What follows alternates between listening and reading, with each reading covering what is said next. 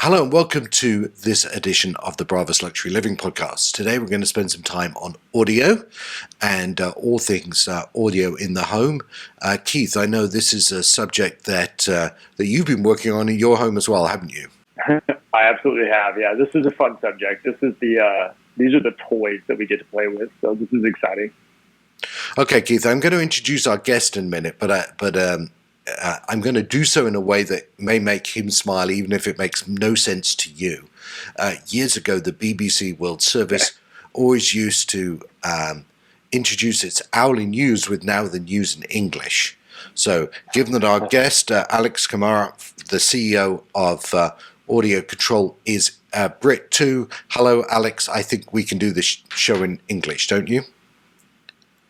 Nigel, that would be brilliant. I would love that. Good to talk to you, and good to talk to Keith as well. Well, listen, thanks very much for coming on. AudioControl is a pretty key partner for us at Bravas. So, but I would like to start a bit about you. You're obviously, you live in Seattle, I know, so you, like me, have come to live in America. But tell us a bit about AudioControl, who you are, and how you got there. Yeah, AudioControl has been around for, 44 years now. It's really been steeped in this history of sound, and particularly here in the US, and particularly here in the Pacific Northwest, which was a massive area for music, and still is. You know, Nirvana and many other live bands, live music, and a lot of audio companies. You know, partly driven by the fact that this is a big timber and lumber area. So obviously speakers and other products. In fact, our first product was made from wood paneling. So really this heritage of audio, of music has always been in this area. So AudioControl was started here by a guy called Greg Mackey, really amazing innovator and entrepreneur in the pro music scene. And he started the company building equalizers. And it was right at the beginning. I think AudioControl was one of the first companies to really start looking at this whole equalization of sound in the home, in cars, in pro. And he just developed these amazing, sort of state-of-the-art, pretty, just innovative equalizers 44 years ago. The company really just developed and kept building these wonderful products that really make, sound in the home and in businesses just transform from just sounding okay or good to sounding great. And the mission for the company, which has been the same for, I think the last 40 years as well, is making good sound great, and not just better, not just good, but great, and to summarize what we do here is, at AudioControl, we don't make speakers, and we don't make the source of music. We do the electronics in between. And unusually, and I think really coolly, we manufacture it, design it, engineer it here in Seattle in the States. We don't rely on, bringing boxes in from Asia and other parts of the world. They literally do everything here in Seattle. We even have, consumers and customers come in with our dealers sometimes to come and just see their products being built. It's pretty cool. So how did you get to AudioControl?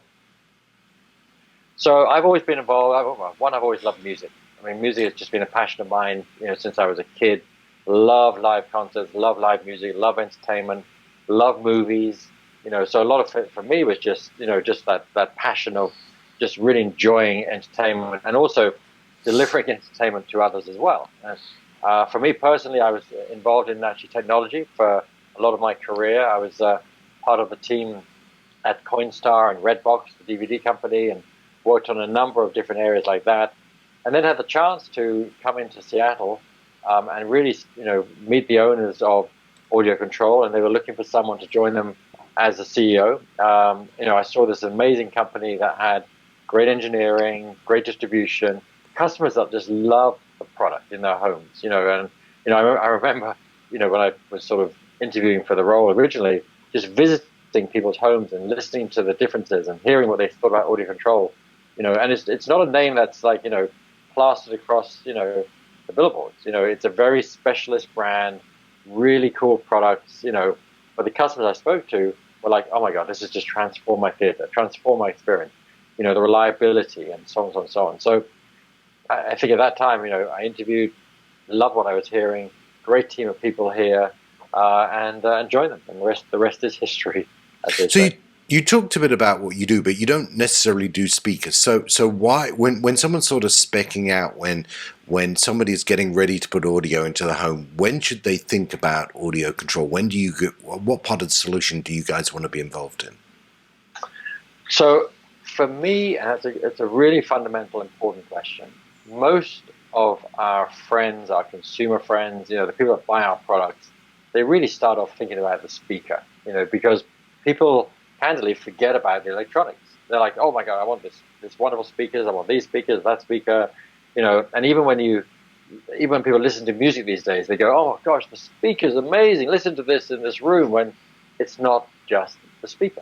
In fact, you could argue that I think if one of your customers or if a consumer is thinking about how they spec their home out and they're talking to an integrator like Bravas, obviously, what Bravas is going to do, and what I think more should do, is being able to really ensure that you match the amplification, the electronics with the speaker. And we've always been, what I call speaker agnostic. We've had many, many chances to build speakers, to build a speaker line, to do that, to buy a speaker company. But we've chosen to be, and we're probably one of the very few companies, if not maybe even the only company, that is really focused on just delivering, a great entertainment experience to the speakers, through the electronics that are behind them. So, Alex, when you talk about the electronics, I think one of the biggest ways we've seen them used in a powerful way is when the room isn't perfect, because the room is so important, and then the speaker it really depends on what room you put it in. But talk about how the electronics help transform the room, because right now most people don't have a dedicated listening room. They might not even have a dedicated theater. They're using some sort of multi-purpose space. They still want it to perform. That's a great question. I mean, the speaker alone can't do it. And that's for even a powered speaker will struggle to create a dynamic audio experience with what we call headroom. The ability for the speaker to be able to really truly perform to its full capacity, to its full capability, without it going into distortion, without it cutting out, without it, to be candid, without blowing the speaker at that time. So what really good electronics, like our amplifiers in particular, will allow the speaker to optimally perform to its full capability. And then in these days, part of AudioControl, like I said, we started off with equalization, which was the fundamental at the heart of what we do. And what equalization does is really corrects the sound and the measurement and the performance in the room itself. So what we have now are amplifiers that are not just straightforward power amplifiers, but also amplifiers that will actually look at the room. They'll actually start to measure the room. They'll use a way of being able to calibrate the room. They'll take, we'll work with, most of our speaker companies today. Well, actually, it's really interesting when you explain this to a customer. They will take the profile of the way they designed their speaker, and they will give us those profiles, and we will encrypt those profiles into our amplifiers.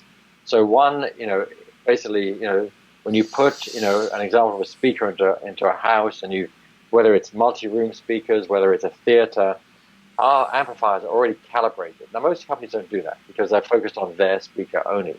So we're one of the very few companies that can do that, calibrate the room, allow that experience. And obviously, someone like a Bravas engineer is trained by our team as well to be able to go into a home and actually create not just a nice speaker and great amplification, but really turn on the whole performance of the room, and that's something that I say it, but it's true, we live for in trying to create that entertainment experience. Nothing's better than when you go into a room after a customer has had it, retrofitted with, some new speakers, great amplification, and they go like, oh my God, I should have done this years ago. So just building on that, I think one of the mistakes our industry's made for a long time is when we're doing whole house audio, we were really doing background audio. Pretty affordable speakers, minimal power. How does AudioControl answer that? How do you talk about just having high performance audio for the whole house? So the way I think about it is we have sort of 4 or 5 key categories. There's clearly whole house audio. You've got, very nice, ceiling speakers, for instance, or in-wall speakers that are distributed throughout the house, and they are playing everything from at times background music to at times a lot more than background music to at times it could even be a doorbell or some other way that the house, other audio the house relies on. Outdoors is another area that again takes those same types of speakers and lays them throughout the outdoor area of the house or into a garage or so on. So, certainly, as you say, background music becomes a lot more than background music, particularly in today's homes, where customers are looking for really an entertainment experience throughout the house, and also differently in different rooms. The days of you go back probably 20 years. You put on your amplifier, put on your music, and it would play everywhere. Now you can obviously segment it by room, by the person. Your kids will have a different thing playing compared to the radio you may have in the kitchen, and so on, so on, so on. So what's happening now is you've got this really interesting, this dynamic of multi-room audio throughout the house. So that's fundamentally the basis of the house. And then we call it entertainment hotspots beyond that. So then you start looking at your house, the experience you want, and particularly in these days where people are spending more time at home, home entertainment is more important than ever, right? You've then got, everything from, let's say, a dedicated theater, okay, where you've got just an experience in that room which just transforms the entertainment feel in the house, the goosebumps, effect in some respects. So, obviously we're putting amplification, some of the best amplification, you can buy today at great value, through companies like Bravas who can basically install this with the speaker packages that they recommend, and create that experience in a theater. And then you've got what I would say are even more widespread hotspots. So you've got a media area. So for instance, a lot of people are looking at wireless today, and wireless in certain rooms makes complete sense. In my gym area at home, I have wireless, but in my living room, kitchen area, where it's a media area, and my family congregate, my kids are there, right? We have AudioControl amplifiers with some really nice speakers, and we've taken a higher level of speaker there, a higher level of amplification, and you're creating that entertainment zone in the house. Outdoors is another area where we do a lot of work on outdoor audio, because that's another area where it's not so much the room, it's more the dynamic in the outdoor area. It needs really careful management to be able to get that feeling of entertainment outside as well. So I think it's just recognizing that anybody that comes to your house and says, oh yeah, we'll just put an amplifier in, a cheap amplifier, some speakers, and hey, it's going to be great, you've got background music, is really not doing justice to their customer. So if I think about myself, I know Keith is a sophisticated consumer of this stuff. I'm a bit more of an amateur consumer of music and technology like that. How would you describe to me the difference between a well-designed home with good amplification and just a good enough home? How would I experience that difference? I would almost link it to the experience that you have at times in your car even. It's a difference between audio that is okay, does what it's meant to do, and an experience that really excites you and makes you feel like, just a whole different goosebump feel to yourself. And it really is there. I mean, there's too much, in my opinion, there's too much average audio in the world today. Okay. Compressed audio drove part of that, when obviously, iTunes does an amazing job. Companies like Sonos and others, companies like that, do an amazing job of getting audio into the house, but they don't complete the experience. Okay, and it ends up becoming generally an average experience. What the right amplification, the right processors, the right calibration, the right speakers together create, right, are just an experience which just is totally different to just average audio. And so many times I hear of customers that will go to their friend's house, and they'll sit in their friend's house on a Friday night, and they'll go, "What? Oh my God, this is incredible! What have you done?" And well, we did this and this, and Bravas came in and did this, and so on and so on. And that's what people are missing. And it's almost, a good example, Nigel, and I see this a lot is, and I would to your customers that are watching this and listening to this, a good example is when somebody will spend a lot of money, and not even a lot of money sometimes, but an amount of money in their budget on speakers. and then they will basically just not even think about the amplification. They'll put a cheap amplifier from, that just gets spec'd in, and it's just an injustice to the entertainment experience you're trying to achieve, the speakers you're trying to achieve. And I know, one of the things we've loved doing with Bravas is the amount of training we've done with your teams to actually really pair our amplification solutions, and we are a solutions company, with the speaker companies that you work with. So I think we've got that matching going on, and that's the key word, I think, is matching. If you're a customer watching this looking to upgrade your home, think about the word matching, how you match the amplification with the speaker, right, to get that full headroom. And that's an important word, headroom, because too many times if you put cheap amplification in, you're always butting up against the headroom, so that's one way to think about it. One of the things I guess I've learned in the last few months, when you talk about headroom, what you say is, you shouldn't be turning your amp up full, should you? You probably need more power than you think you can because you use your amp at a lower level. Is that right? Exactly. If you are basically straining your system, your volume's turned more than 3/4, and you're not happy with that. You're turned up to full volume and can't get what you require from it. You've got an amplification problem. Number one. Number two, you're actually stressing the speaker as well. And I think that's a really big part of that. So, and I think the other piece of that is that what you're also doing is you're actually creating an audio experience which actually can even hurt the ears if you're really straining a speaker, straining the amplification and so on. Plus also you're shortening the life of the amplifier. I think, one, you said something that's very applicable to me, because that was exactly the experience that I had. I had not enough power in my theater, and it wasn't an experience. It was just another room to go sit in. That's the problem I'm trying to solve with needing more headroom. But you also talked about, I think it's very important. You keep saying experience, and I think that's for a reason. People are used to hearing music on their, earphones played off their phone, something they can carry around with them, a small Sonos speaker in their room. But what you're talking about is something that clients can experience. It's emotional. It's like going to a live concert. You wouldn't go to a live concert if they were just playing it on computer speakers sitting on the stage. It's all part of it. Yet that also is less noisy to clients. It sounds better. It doesn't hurt their ears. I think it's really amazing that all that works together, and that's something that clients are often confused about. They'll just say, well, I don't need nice speakers or nice electronics because I'm not an audiophile. But, I mean, you would say this is for everyone in the right environment, correct? 100%. And to achieve that, you don't need to spend a fortune either. I mean, there are packages with, we work with your teams at Bravas and others.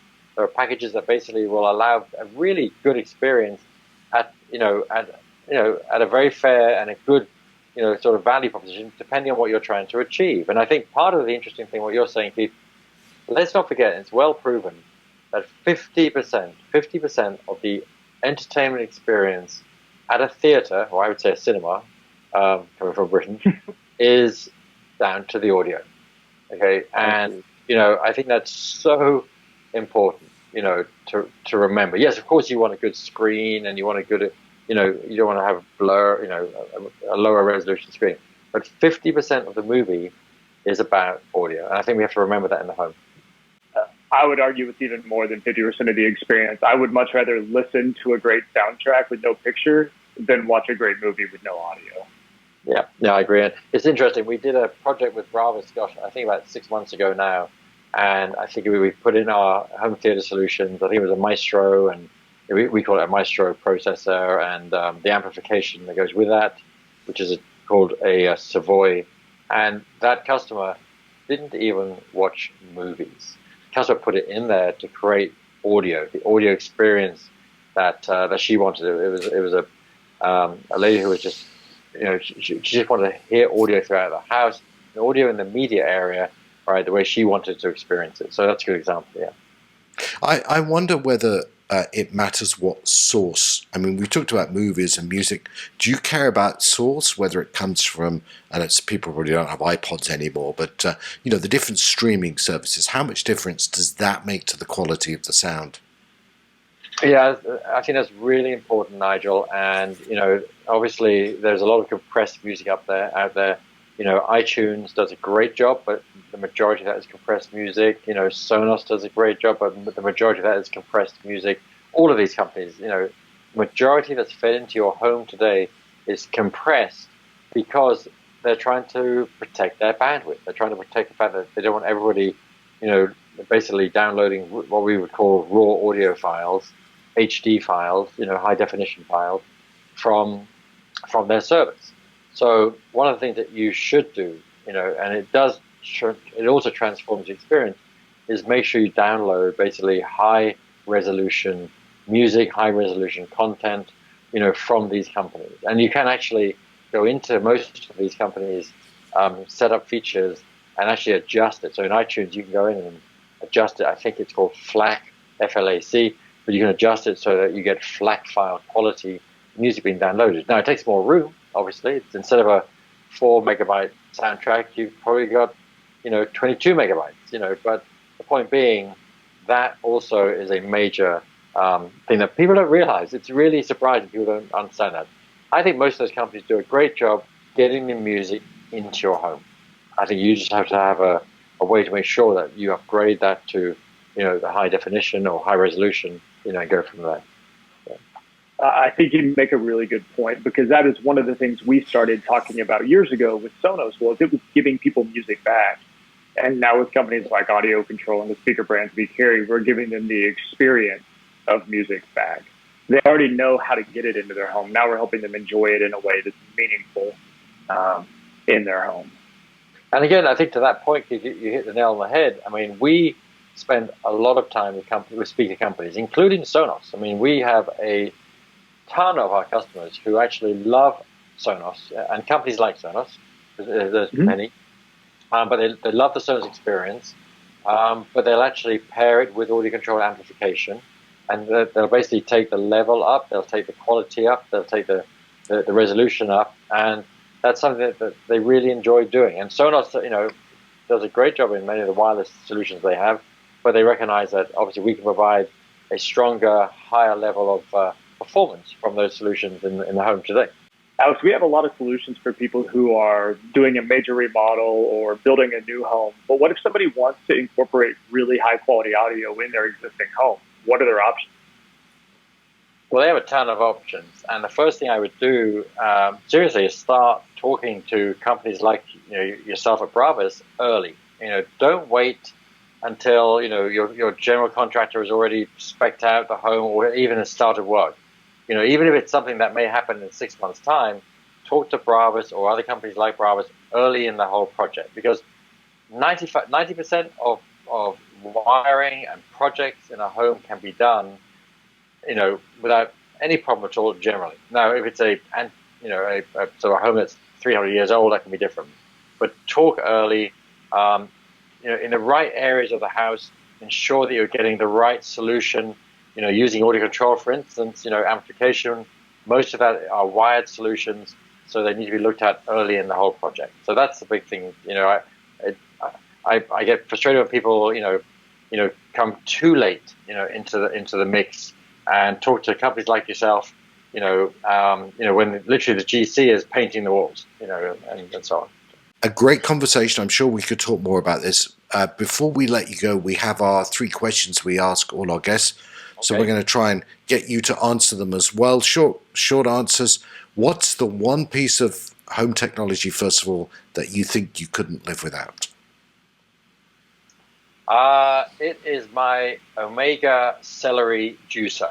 Okay, I'm a celery juicing guy, and I juice celery every day. It's transformed my life. So my Omega celery juicer. Please don't take that away. Do you know what? If you'd given me $1 million, I couldn't have thought of that as an answer. So the second question is there one job, is there one project you've done in the last few months or years that you're really pleased with, and what made that so good? Gosh, we've done a lot of jobs. I guess one that I'm really proud about is we did a home in the New York region.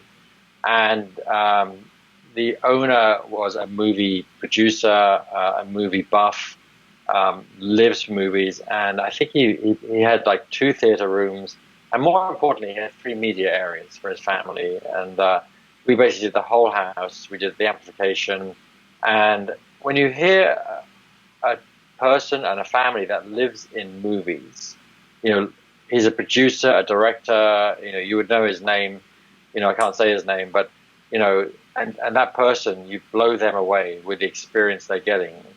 I think that was just amazing. And we were there. We were allowed to go into a home and film. So that was pretty cool. That sounds great. Very exciting. Okay, last, if there's a piece of technology that could be invented, what would you like magically to appear? Oh, without doubt, a self-cleaning celery juicer, please. Okay, because cleaning the celery, it's much like when you do. I mean, I know we don't want to talk about celery too much on this call, but when you basically use celery in a juicer, it just goes everywhere and it's messy and so yes, please, a self-cleaning celery juicer would be wonderful with great audio speakers on it, by the way. I know what I'm going to do this afternoon. I'm going to apply for a patent for a self-cleaning celery juicer. Okay, listen, Alex, thank you very much for joining us, and we look forward to catching up with you again later. Thank you very much. Thanks, everyone. Thank you.